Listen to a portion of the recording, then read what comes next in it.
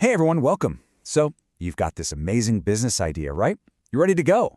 But what if I told you that a tiny mistake you make right now, on day one, could completely sink your entire venture before you even start? It's true. And that's what we're diving into today. The biggest, most critical legal mistakes Nepali founders make when they're just getting started. Let's get right into it. So this question is really the core of what we're talking about today, and it is so important. Why? Because we're not just talking about boring old paperwork here. The legal choices you make right at the beginning, they will literally decide if your business even has a fighting chance to succeed. Because it really does. It's that simple. Look, the type of company you decide to create, that one choice affects everything. We're talking about who's on the hook if things go south, whether you can even get investors to look at you, how you handle taxes, you name it. And if you mess this part up, trying to fix it later is, well, it's a nightmare. Sometimes it's just plain impossible. All right, so let's tackle the very first, and honestly, the biggest decision every single founder in Nepal has to make, choosing the right legal structure for their business. Think about this for a second. Seriously, if your business fails, could you actually lose your house? I'm not trying to be dramatic here. For a lot of founders who take the quickest, easiest route, the answer is a scary yes. And that brings us to this huge concept called liability. You've got to understand this from the get-go. Okay, so this really lays it all out, right?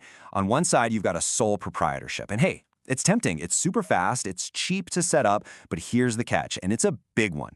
There's zero legal separation between you and your business. None. So if the business racks up debt or gets sued, guess what? They can come after your house, your car, your personal savings. But then, on the other side, you have the private limited company. Think of this as a legal shield. It creates a separate entity, a legal person, which means your personal stuff is safe. The business's problems stay with the business. So what's the bottom line? It's this. If you have any plans to grow, if you want to hire people, bring in investors, or really scale up, then a private limited company isn't just a nice to have, it's pretty much non-negotiable. It's the standard. It tells everyone, investors, partners, even big clients, that you're serious and you're building something real. Okay, so picking the right structure is huge for protecting yourself for sure. But it's about more than just defense. It's also about offense, about setting your company up to actually win financially. And that means you have to be thinking about funding, taxes, and investment from the very, very beginning. And this quote just nails it. Let's be really blunt here. Investors, they don't put money into a person. They put money into a company. They need something formal, a corporate vehicle, where they can buy shares, where there are clear rules, and where their rights are protected. A sole proprietorship, it just can't do any of that. So your business structure, think of it as your ticket to the game. Without it, you can't even get in the door to ask for investment. Now, if you're thinking about bringing in anything from outside Nepal, we're talking foreign money, foreign tech, even a foreign loan, then you absolutely have to know about FDI. That's the Foreign Investment and Technology Transfer Act. This is the rulebook for all foreign investment. You've got to check if your industry has limits on foreign ownership, and you might even need government approval before you take a single dollar. Trust me, getting this wrong leads to a world of pain later. All right, let's talk about another massive trap. The I'll deal with it later approach to taxes. As soon as you officially register your company, you're on the hook for things like PAN and maybe even VAT. And these aren't just little administrative boxes to tick. No, they directly impact your pricing, your cash flow, your entire legal status. Building a tax plan from day one is how you avoid huge penalties and some really unpleasant surprises down the line. Right, so you've picked the right company type, you're thinking about the money side of things. What's next? Well, now it's time to forge your legal armor. This is the stuff that's going to protect you from all kinds of trouble, whether it's fights between founders or issues from the outside.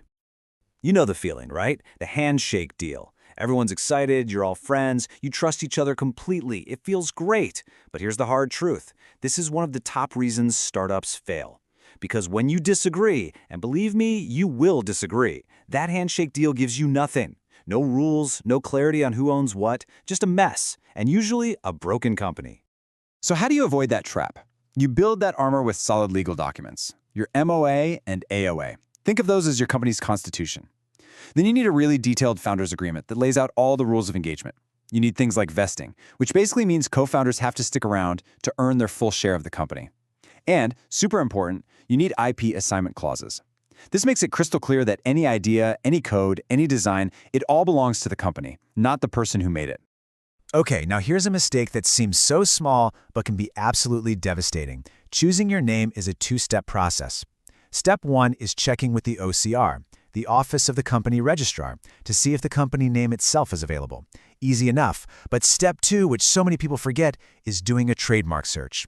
If you skip this, you could spend a year building your brand, your logo, your website, only to get a nasty letter from a lawyer telling you to change everything. A total nightmare. You know, being a real formal company means you have ongoing jobs to do, and those jobs cost money. So many founders forget to budget for these things, accounting, the required annual audit, other secretarial tasks. This number here, it's a rough idea of what those monthly costs can look like. You have to plan for this stuff, because if you don't, these totally predictable, legally required expenses can suddenly pop up and wreck your cash flow. All right, we've talked about the big mistakes and why they're so dangerous.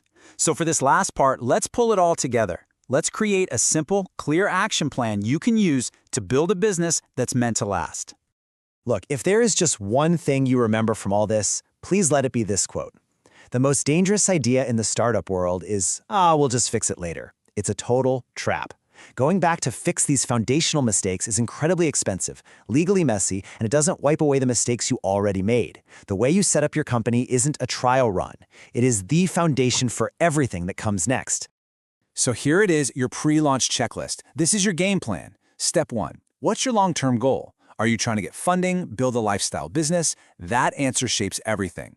Step 2. Know the rules for your specific industry. Step 3, if anything is foreign, money, tech, whatever, do that fit-it check. Step 4, get those solid legal documents drafted.